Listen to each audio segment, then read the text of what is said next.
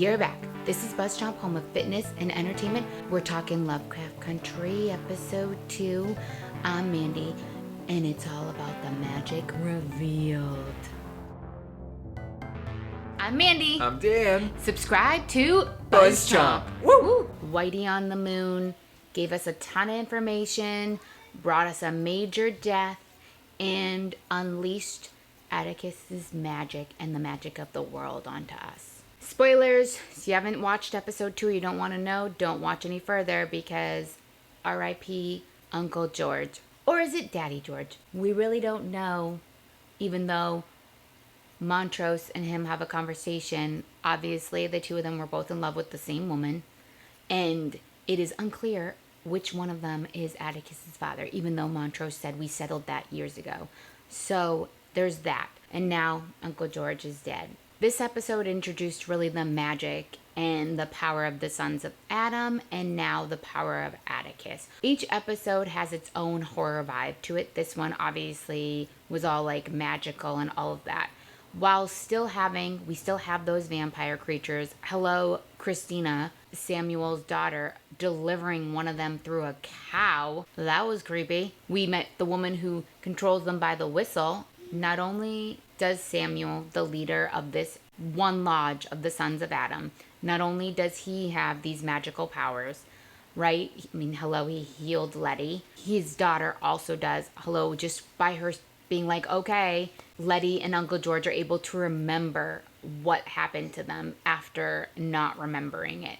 So we have this magical element, and even though the sons of Adam are just men, obviously Christina possesses these powers too. And moving forward, now that her dad became stone and is dead, moving forward, it's going to be her. This whole episode is definitely Atticus coming to terms with who he is, what he can do, and now obviously his own guilt and vengeance for Uncle George, because Samuel said he would heal him after the ceremony, and when Atticus is releasing all this power with the help of Hannah, his great-great-great-great-grandmother, he's able to turn all these men and the sons of Adam into stone, basically sealing Uncle George's fate as not being able to be healed.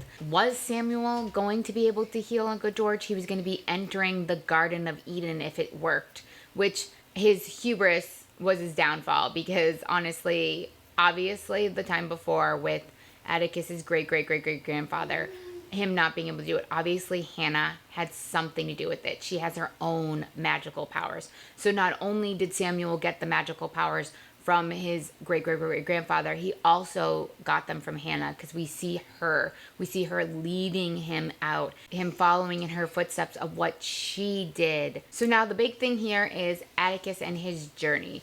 They're escaping, Montrose, Leti, and him, and they have Uncle George's body. And now they've unleashed all these beasts. Like right now, for them, they've unleashed all these beasts in the world for them. And now this is what Atticus's plight is. This is what his journey is. This is what his adventure is. Is his adventure to seek the truth for himself?